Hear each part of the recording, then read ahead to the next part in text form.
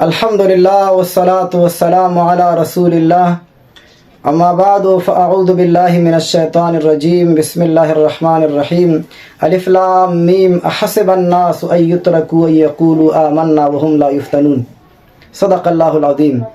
عزتمندو ابراهیم علیہ السلام باندې د امتحانات مرحله ذکر کېده. اوله مرحله د امتحان هغه د ایمان امتحان چې انسان په د مادي کائناتو کې خپل رب وپېژني او په هغه ایمان راوړي، او د ایمان سره بیا الله امتحانات لیکلي. الله فرمایي چې زه څوک داسې نه پرېږدم چې هغه د ایمان دعوه وکړي او بیا د په هغه امتحانات را نشي. ولنبلونکم بشیء من الخوف والجوع ونقص من الاموال والانفس والثمرات. امتحانات الله خامخا راولي چې صحیح مؤمنان الله بیل کی او د خولي دعواګران الله جدا کی. نو امتحانات سلسله بیا شروع کیږي هغه د کور نه. په ټولو کې اول تصادم او مزاحمت او مخالفت په کور کې جوړیږي. ابراهیم علیه السلام دغه مرحله نه هم تیر شو. ورپسې بیا دعوتګر په معاشره کې د ټولنې او د ټولنې خلکو د ولس سره په جنجال او په لانجو کې پریوزي. ابراهیم علیه السلام دغه مخالفت سره مخ شو. معاشره د ابراهیم علیه السلام په خلاف کې ودرېده. معاشره کله د دعوتګر په خلاف کې ودرېږي او حکومتونه کله د دعوتګر په خلاف ودرېږي. درې کارونه چې کله دعوتګر وکړي. یوه خبره خدا ده چې دعوتګر سره په لویه پیمانه باندې خلک ودرېدل شروع کړي، نو حکومتونه او معاشره د هغې په خلاف ودرېږي. دویمه خبره دا ده چې په دې معاشره کې چې کوم رواجونه دي، کوم بېدیني روانه ده، کوم فحاشي روانه ده، دغه فحاشیو باندې رد په ښکاره ټکو باندې دعوتګر شروع کړي چې دا بېدیني ده، دا شرک دی، دا رواج دی، دا کفر دی. دا دعوتګر په ښکاره ټکو ووایي، بیا د مخالفت او د مزاحمت سره مخ کېږي. او درېیمه مرحله بیا دا وي چې کله دعوتګر عملی اقدام وکړي، بیا د تصادم او د ټکر سره مخ کېږي.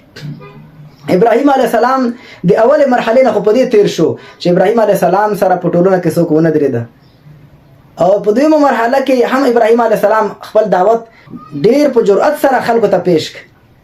کله چې خبرونه ورته وویلې چې ابراهیم علیه السلام موږ ځکه دا دین ستا نه منو، دا حق نه منو چې موږ پلار نیکه په دې طریقه باندې روان شوي دي. ابراهیم علیه السلام ورته صفا وویلې، قال لقد كنتم انتم وآباؤكم في ضلال مبین. تاسو او ستاسو پلاران او نیکونه په ګمراهۍ روان. په دریم قدم کې چې کله ابراهیم علیه السلام په دې پوه شو چې دا خلک نور راویښېږي نه، ځکه دوی ته دعوت پیش کومه، په خوله باندې خو دوی دا وایي چې ابراهیم ته حق وایي، ستا خبرې خو صحیح دي، خو موږ منلو ته تیار نه یو. منلو ته په دې تیار نه یو چې یو خو د پلار نیکه طریقې نه نشو تېرېدی. پخوا نه زموږ په دې معاشره کې دا رواج چلېدلی، اوس د حق د وجې نه، د دین د وجې نه موږ رواج چېرته ماتولی شو، موږ خپله طریقه چېرته پرېښودی شو، موږ د خبرې منلو ته تیار نه وو. صورت عنکبوت کې خو دا وایي چې مودة بینکم فی الحیات الدنیا. دنیوي تعلقات، دوستی، انډیوالي، خپلولي، کلیوالي، دا هغه شیان دي چې انسان مجبوره کوي چې د حق په خلاف باندې ودرېږي. ځکه د حق په ملګرتیا کې انډیوالي خرابېږي، د حق په ملګرتیا کې کلیوالي خرابېږي، د حق په ملګرتیا کې خپلولي خرابېږي. نو د دې وجې نه قوم ورته ویلې چې موږ منلو ته تیار نه یو. ابراهیم علیه السلام اوس پوه شو چې اوس داسې یو کار کول پکار دی چې د خلکو دا دماغ راویښ شي. ابراهیم علیه السلام عملی اقدام وکړ چې کله د دوی د ستورو یو ورځ دوی لمانځله، د جشن ورځ وه، د یو ستوري بندګي دوی کوله. په هغه ورځ باندې چې دوی ووتل میدان ته، ابراهیم علیه السلام موقع نه استفاده وکړه.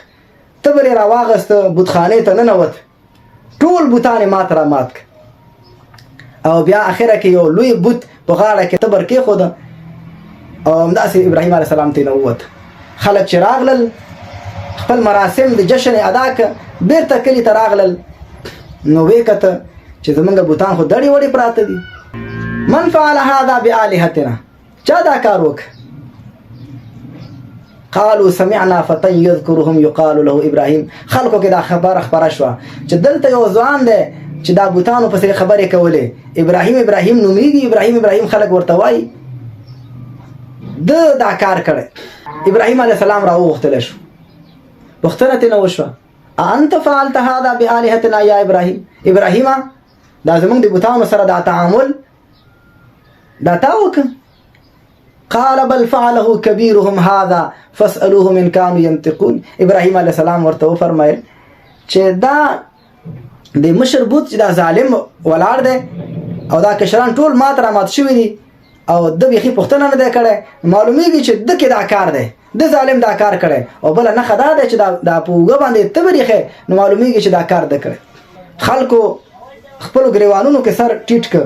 فرجعوا الى انفسهم، او انته ویل چې موږ خو ظالمان یو. ابراهیم خو صحیح خبره کوي، خو بیا هم خپل عصبیت باندې خپل کلیوالي، خپل رواجونه، خپل انډیوالي هغه د دعوت او د حق دپاره خراب نه کړ.